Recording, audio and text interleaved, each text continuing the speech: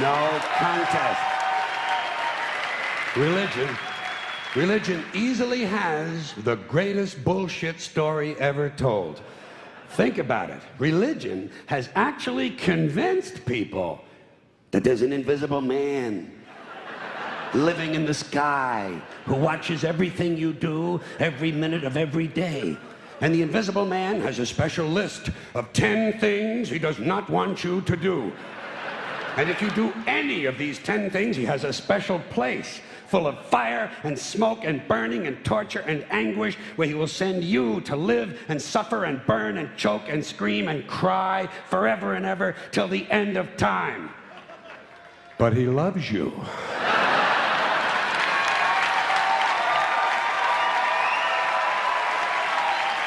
He loves you.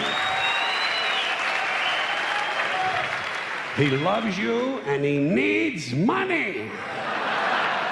He always needs money. He's all powerful, all perfect, all knowing, and all wise. Somehow, just can't handle money. Religion takes in billions of dollars. They pay no taxes, and they always need a little more. Now, you talk about a good bullshit story. Holy shit.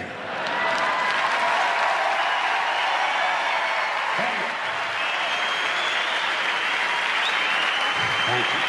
But, thank you. Thank you very much.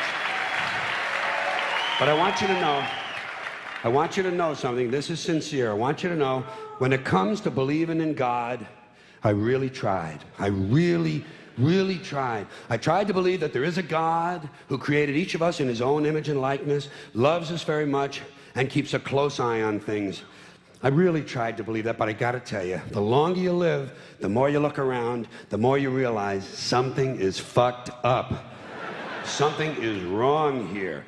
War, disease, death, destruction, hunger, filth, poverty, torture, crime, corruption, and the ice capades. Something is definitely wrong. This is not good work. If this is the best God can do, I am not impressed. Results like these do not belong on the resume of a supreme being. This is the kind of shit you'd expect from an office temp with a bad attitude. And just between you and me, in any decently run universe, this guy would have been out on his all-powerful ass a long time ago. And by the way, I say this guy because I firmly believe, looking at these results, that if there is a God, it has to be a man. No woman could or would ever fuck things up like this.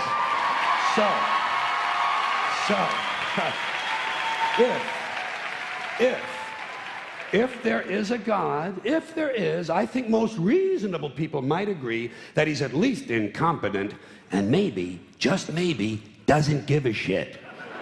Doesn't give a shit, which I admire in a person and which would explain a lot of these bad results. So rather than be just another mindless religious robot, mindlessly and aimlessly and blindly believing that all of this is in the hands of some spooky, incompetent father figure who doesn't give a shit, I decided to look around for something else to worship, something I could really count on. And immediately, I thought of the sun. Happened like that. Overnight, I became a sun worshiper. Well, not overnight. You can't see the sun at night. But first thing the next morning, I became a sun worshiper. Several reasons. First of all, I can see the sun. Okay? Yeah. Unlike some other gods I could mention, I can actually see the sun. I'm big on that. If I can see something, I don't know, kind of helps the credibility along, you know? So every day I can see the sun as it gives me everything I need: heat, light, food, flowers in the park, reflections on the lake, an occasional skin cancer, but hey, at least there are no crucifixions, and we're not setting people on fire simply because they don't agree with us. Sun worship is fairly simple. There's no mystery, no miracles, no pageantry, no one asks for money, there are no songs to learn, and we don't have a special building where we all gather once a week to compare clothing. And the best thing about the sun, it never tells me I'm unworthy. Doesn't tell me I'm a bad person who needs to be saved. Hadn't said an unkind word. Treats me fine. So I worship the sun. But I don't pray to the sun. Know why? I wouldn't presume on our friendship. It's not polite. I've often thought people treat God rather rudely, don't you? Asking trillions and trillions of prayers every day, asking and pleading and begging for favors. Do this, give me that, I need a new car, I want a better job. And most of this praying takes place on Sunday, his day off. It's not nice, and it's no way to treat a friend. But people do pray, and they pray for a lot of different things. You know, your sister needs an operation on her crotch. Your brother was arrested for defecating in a mall. But most of all, you'd really like to fuck that hot little redhead down at the convenience store. You know, the one with the eye patch and the club foot, huh? Can you pray for that? I think you'd have to. And I say, fine, pray for anything you want. Pray for anything. But what about the divine plan? Remember that? The divine plan. Long time ago, God made a divine plan. Gave it a lot of thought, decided it was a good plan, put it into practice. And for billions and billions of years, the divine plan has been doing just fine.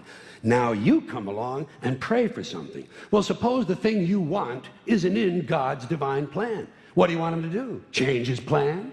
Just for you? Doesn't it seem a little arrogant? It's a divine plan. What's the use of being God if every rundown schmuck with a $2 prayer book can come along and fuck up your plan? And here's something else, another problem you might have. Suppose your prayers aren't answered. What do you say? Well, it's God's will. Thy will be done. Fine. But if it's God's will and he's going to do what he wants to anyway, why the fuck bother praying in the first place? Seems like a big waste of time to me. Couldn't you just skip the praying part and go right to his will? It's all very confusing. So to get around a lot of this, I decided to worship the sun. But, as I said, I don't pray to the sun. You know who I pray to? Joe Pesci. Joe Pesci. Joe Pesci. Two reasons. First of all, I think he's a good actor, okay?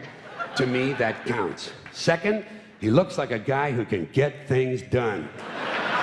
Joe Pesci doesn't fuck around. Doesn't fuck around. In fact, Joe Pesci came through on a couple of things that God was having trouble with. For years, I asked God to do something about my noisy neighbor with the barking dog. Joe Pesci straightened that cocksucker out with one visit. It's amazing what you can accomplish with a simple baseball bat. So I've been praying to Joe for about a year now. And I noticed something. I noticed that all the prayers I used to offer to God and all the prayers I now offer to Joe Pesci are being answered at about the same 50% rate. Half the time I get what I want, half the time I don't. Same as God, 50-50. Same as the four-leaf clover and the horseshoe, the wishing well and the rabbit's foot. Same as the mojo man. Same as the voodoo lady who tells you your fortune by squeezing the goat's testicles. It's all the same, 50-50. So just pick your superstition, sit back, make a wish, and enjoy yourself. And for those of you who look to the Bible for moral lessons and literary qualities, I might suggest a couple of other stories for you. You might want to look at The Three Little Pigs. That's a good one. Has a nice, happy ending. I'm sure you'll like that. Then there's Little Red Riding Hood, although it does have that X-rated part where the big bad wolf actually eats the grandmother, which I didn't care for, by the way. And finally, I've often always drawn a great deal of moral comfort from Humpty Dumpty. The part I like the best, all the king's horses and all the king's men couldn't put Humpty Dumpty back together again. That's because there is no Humpty Dumpty and there is no God. None, not one, no God, never was. In fact, I'm gonna put it this way. If there is a God, may he strike this audience dead. See, nothing happened. Nothing happened. Everybody's okay. All right? Tell you what. I'll raise the stakes. I'll raise the stakes a little bit. If there is a God, may he strike me dead. See? Nothing happened. Oh, wait. Got a little cramp in my leg. And my balls hurt. Plus, I'm blind. Oh, now I'm okay again. Must have been Joe Pesci, huh? God bless Joe Pesci. Thank you all very much. Joe bless you. Thank you very much. I appreciate it.